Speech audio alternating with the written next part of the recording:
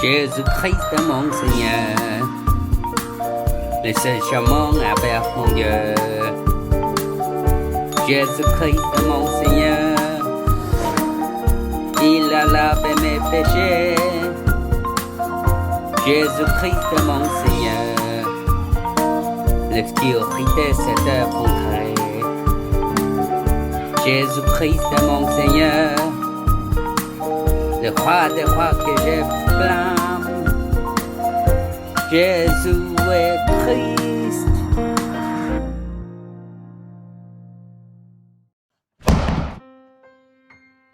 La personne heureuse et réussie qui n'abandonne jamais les combats spirituels avec Genèse 3:15. Jésus leur dit: attention, méfiez-vous du levain des pharisiens et des sadducéens. Les disciples raisonnaient en eux-mêmes et disaient: c'est parce que nous n'avons pas pris de pain. Jésus les cherchant leur dit: hommes de peu de foi, pourquoi raisonnez-vous en vous-même sur le fait que vous n'avez pas pris de pain? Alors, il comprit que ce n'est pas du levain du pain qu'il leur avait dit de se méfier, mais de l'enseignement des pharisiens et des sadducéens. Matthieu chapitre 16, versets 6 à 8 et 12. Dans Matthieu 16, 5 à 12, Jésus avertit ses disciples de se méfier du levain des pharisiens et des sadducéens. Et les disciples ont mal compris les paroles de Jésus et ont commencé à discuter entre eux. Et ils se disputaient pour savoir qui blâmait. C'est parce que nous n'avons pas apporté de pain qu'il dit cela. Alors, que voulait dire Jésus quand il a dit de se méfier du levain des pharisiens et des sadducéens? Pour faire un pain délicieux, il faut ajouter de levain. Lorsque vous ajoutez de levain à la farine et vous pétrissez, le levain se répand progressivement dans la farine et la pâte lève avec le temps. C'est comme ça que vous faites un pain moelleux et très bon.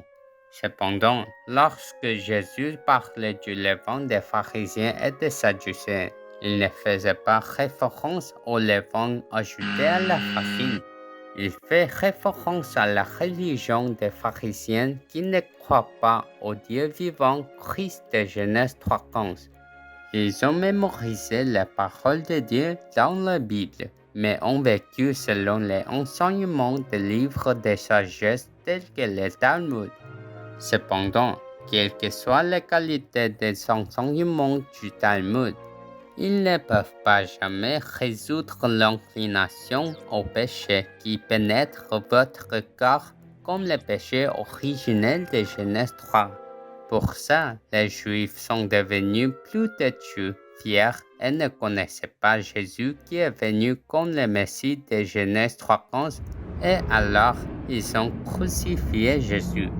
Ils disent vraiment qu'ils croient en Dieu, mais ils ne croient pas la vérité de Genèse 3:15 qui écrasait la tête de Satan. Il est dit que ces gens sont descendants du serpent et de Caïn. À cause du péché originel de Genèse 3, des menteurs, avides et esprits meurtriers, l'esprit du diable, sont entrés sur cette terre et tous ceux qui sont nés comme descendants d'Adam sont tombés dans les tours de Satan et ont désobéi à Dieu.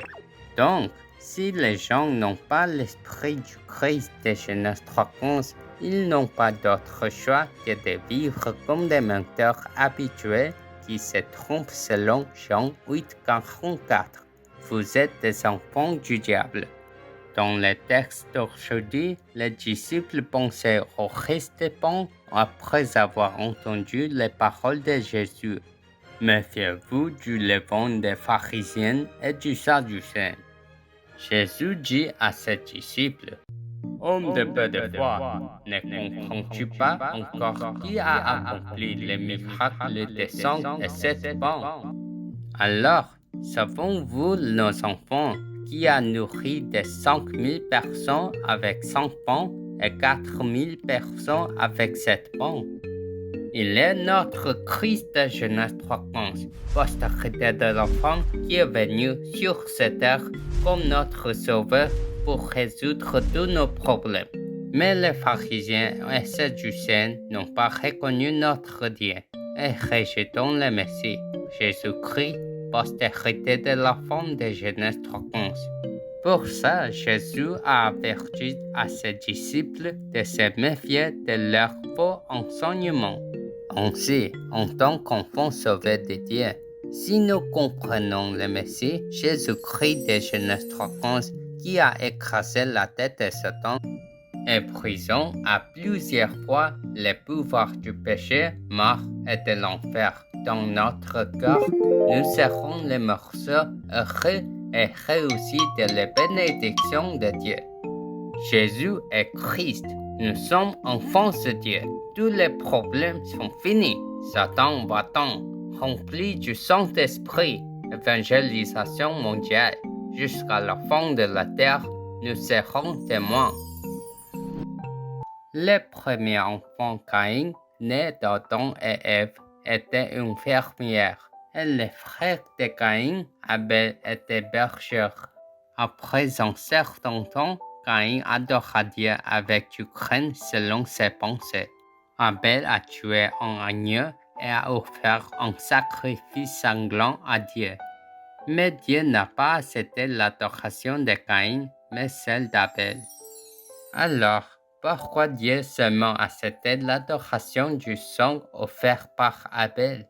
Pourquoi? Seulement par l'effusion du sang de Jésus-Christ, l'agneau, qui viendra mourir sur la croix pour nos péchés, pour nous sauver, que nous pourrons être pardonnés du péché originel, de la malédiction de la famille et tous nos péchés, d'être séparés de Dieu à cause de Satan de Genèse 3.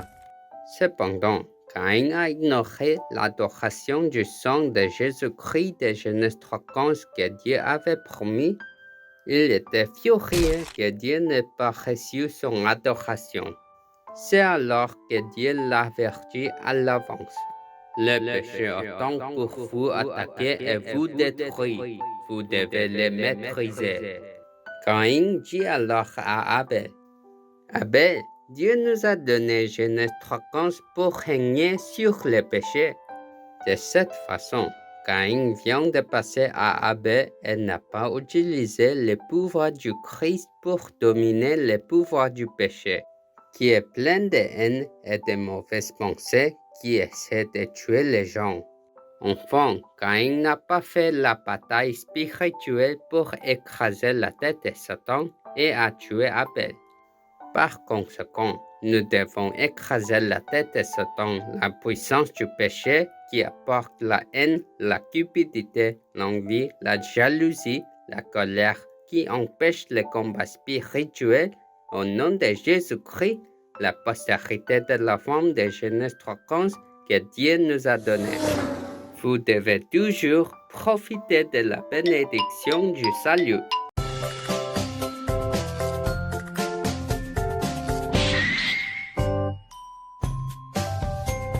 Genèse 3:15, l'alliance c'est Dieu, la postérité de la femme.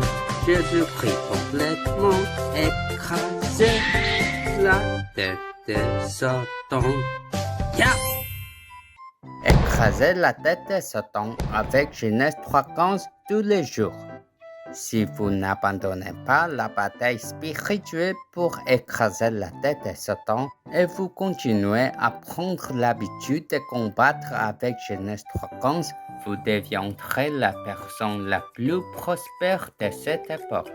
Cette semaine, en profitant du fonds paradisiaque, aidant les enfants de Dieu qui ont été sauvés, j'ai prié pour que ce soit le merveilleux sommet spirituel qui réalise les rêves de Dieu, les missions de 237 diasporas.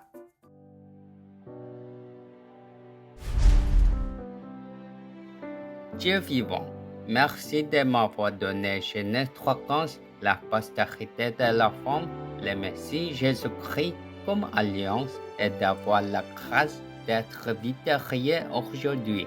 Chaque jour, ne me laisse pas abandonner la bataille spirituelle d'écraser l'ancien serpent, la tête de Satan avec Genèse 3:15.